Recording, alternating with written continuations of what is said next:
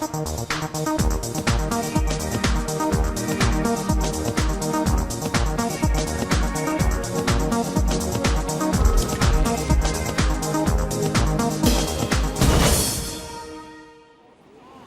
dan v Evropskem magazinu. V svetu, kjer je energija glavna skrb, je plin iz skrilavca prava revolucija. Razvoj industrije skrilavca je v državah Evropske unije na različnih stopnjah. Povsod pa se pojavljajo tako zagovorniki kot nasprotniki te industrije. V svetu, v katerem je energija velika težava, je revolucija v Združenih državah Amerike na področju pridobivanja plina iz skrilavcev sprožila zanimanje tudi za evropski potencial na tem področju. A tema je sporna. Plin iz skrilavca je zemeljski plin, ki ga lahko najdemo na velikih območjih naše celine. Kot že ime pove, gre za plin, ki je v skrilavcu. Ta kamnina v Evropi leži povprečno od 1500 do 5000 metrov globoko. Aktualnie znajdujemy się na terenie wiertni Lubocino. Jest to najstarszy poligon wiertniczy, gdzie prowadzimy poszukiwania gazu z łupków. V Evropski uniji se lahko vsaka država članica svobodno odloči, ali bo odobrila raziskave in postopke proizvodnje nafte in plina. Poljska se je na primer odločila, da podjetjem dovoli raziskovanje na področju plina iz skrilavcev, a komercialna proizvodnja se še ni začela. Znajdujemy się w trakcie wiercenia tego otworu. Aktualnie jesteśmy na głębokości 3300 metrów. Po zakończeniu tego wiercenia wiosną przyszłego roku planujemy tutaj przeprowadzić zabiegi szczelinowania właśnie w tym wierconym aktualnie poziomem otworze. Fracking ali hidravlično drobljenje je tehnika, s katero med vrtanjem za nafto in zemeljski plin razbijajo skale. Metoda se običajno uporablja za pridobivanje plina, ki je ujet v skrilavcu. Skrilavec je skoraj neporozen, zato plin ne uhaja v zbiralnike kot pri drugih vrstah kamnin. Med postopkom hidravličnega drobljenja vodo pod visokim tlakom načrpajo v izvrtino.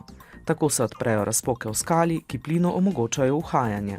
Vodo, ki jo uporabljajo, običajno zmešajo s peskom in kemikalijami. Pesek ohranja razpoke odprte in plinu še naprej omogoča uhajanje. Kemikalije, njihov delež je v uporabljeni tekočini od 0,5 do 2 odstotkov, pa pripomorajo k mazanju izhoda in tako olajšajo postopek pridobivanja. Tlak se zniža, da lahko odpadna voda in zemeljski plin iztekata.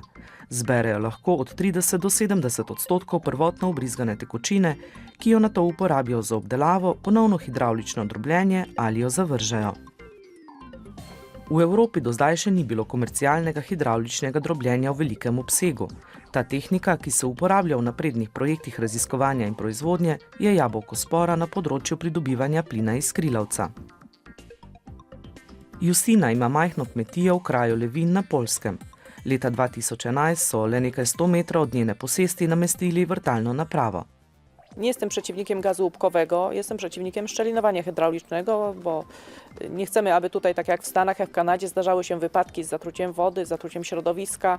Najbardziej boimy się tego, że nikt nie będzie chciał od nas, jako od rolników, kupować naszych produktów, ani mleka, ani jajek, ani zboża.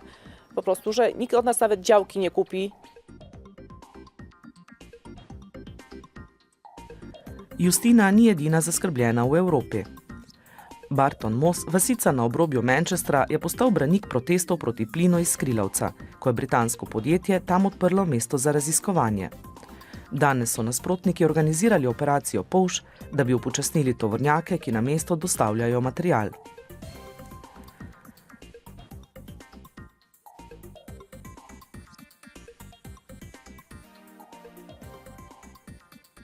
The reason I'm against it is it's an environmental disaster waiting to happen in terms of its potential threat to the local environment, spoiling underground water supplies, air pollution, threat of earthquakes. The process is not that uncommon. And what people actually don't realise, if you want deep geothermal energy, you have to hydraulically fracture granites. You have to frack granites using exactly the same techniques as is done for shale gas. But it is important that the surface processes of dealing with wastewater, of dealing with the immediate sealing of the well through the aquifers is done very, very carefully.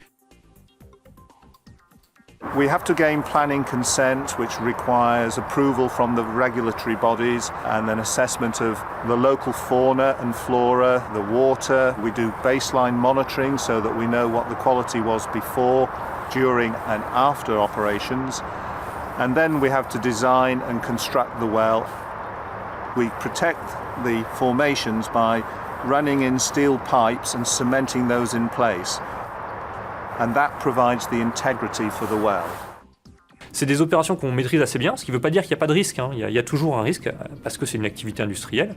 Mais on a les moyens de réduire les risques au minimum. Francosko naftno in plinsko podjetje Total deluje na trgu plina iz skrilavcev v Združenih državah Amerike in je dobilo dovoljenje za raziskave na Poljskem in Danskem. C'est inimaginable qu'on développe ce genre de choses sans l'assentiment des gens.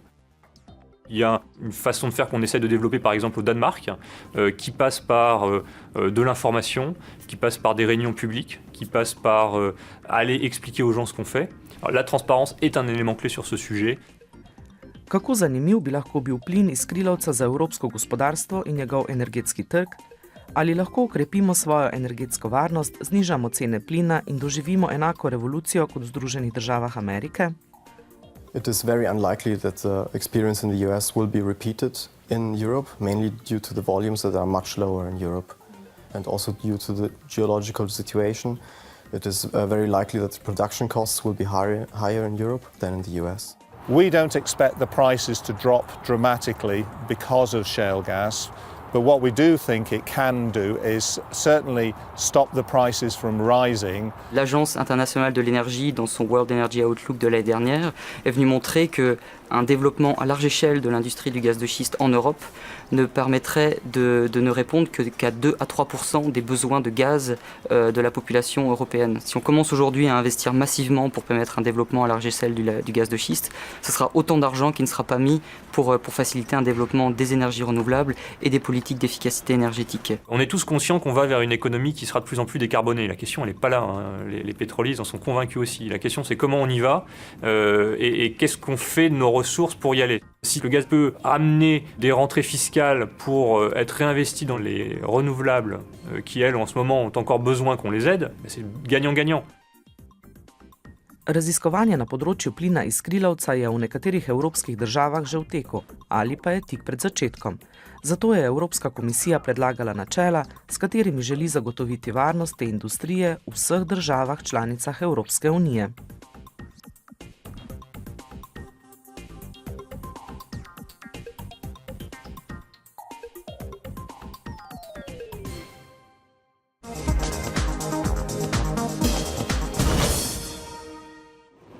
Ostajamo pri energiji. Spletna televizija Europarl TV je v Belgiji preverila, ali je liberalizacija trga električne energije prinesla koristi potrošnikom, torej znižanje cen električne energije. 19 degrés, c'est la température ambiante au salon chez les De Smet, idem à la cuisine ou ailleurs dans la maison. Ce confort a un coût pour ce ménage bruxellois de 4 personnes. La facture de gaz et d'électricité est le 3e poste de dépense après le loyer et l'alimentation. L'année 2012, on a payé 2 500 € sur l'année de gaz et d'électricité. Donc ça nous fait, depuis le début 2013, là, des factures mensuelles de 246 €. Donc dans le budget, c'est important. Au classement des pays de l'Union où l'énergie est la plus chère, la Belgique occupe la 4e place. Depuis la libéralisation du marché opérée en 2007, le coût de l'électricité a augmenté de 30% et celui du gaz de 38%. Cela représente 450 € supplémentaires sur une facture annuelle d'un ménage moyen. La libéralisation n'a pas produit ses effets escomptés, à savoir une diminution des prix grâce à la concurrence entre les acteurs du marché. On peut dire, sans risque de se tromper, que le consommateur a payé au moins aussi cher durant la libéralisation que si le marché n'avait pas été libéralisé. Les raisons de ces prix élevés sont multiples. Tout d'abord, les prix du gaz étaient jusqu'en 2012 liés à ceux du pétrole pour une raison historique d'approvisionnement. Ensuite, les investissements publics dans le photovoltaïque se répercutent sur la facture des clients. Et enfin, la peur du changement. Le consommateur belge a très peu fait jouer la concurrence entre fournisseurs d'énergie. Pourtant, depuis 2 ans, la situation a évolué grâce aux consommateurs. Ils comparent de plus en plus les prix et n'hésitent plus à changer de fournisseur. Prenons une consommation moyenne. Qu'appelle-t-on une consommation moyenne? C'est 3500 kWh par an en électricité. Et prenons un profil avec chauffage au gaz, 23 000 kWh par an en gaz. Eh bien, le potentiel d'économie peut atteindre 300 à 400 euros par an sur un simple changement de fournisseur. Et ce changement de fournisseur, Nicolas Herring s'en fait son métier, courtier en énergie. La première phase de notre mission, c'est faire ce qu'on appelle un cadastre énergétique. Donc on va aller déterminer l'ensemble des points de fourniture de notre client et voir s'il y a des améliorations qui sont possibles ou pas. Alors dans 90% des cas, des améliorations tarifaires sont possibles.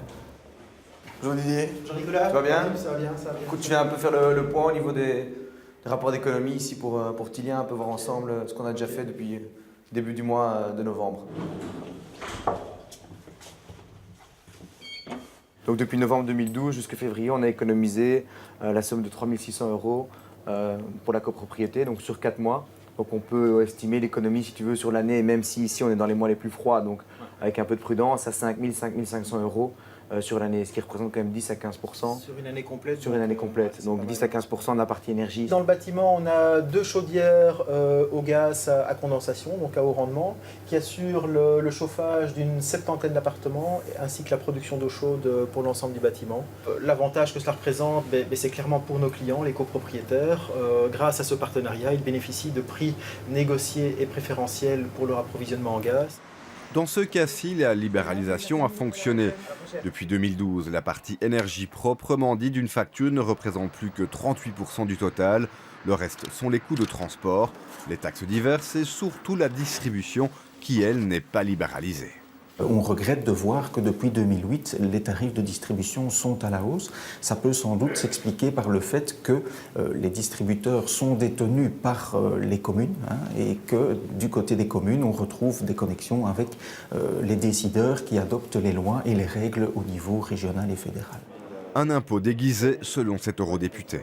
Every country tries to use this vehicle, that means the energy bill, to purchase or to chase their taxpayer of not always taxation, but some indirect tarification, which is wrong. La plupart des États membres agissent de la sorte. Ils n'ont pas encore tous transposé correctement les lois européennes, lois qui obligent notamment à séparer les activités de production et de fourniture d'énergie, des mesures qui pourraient favoriser les consommateurs. To je bil Evropski magazin. Budite z nami tudi prihodnji teden.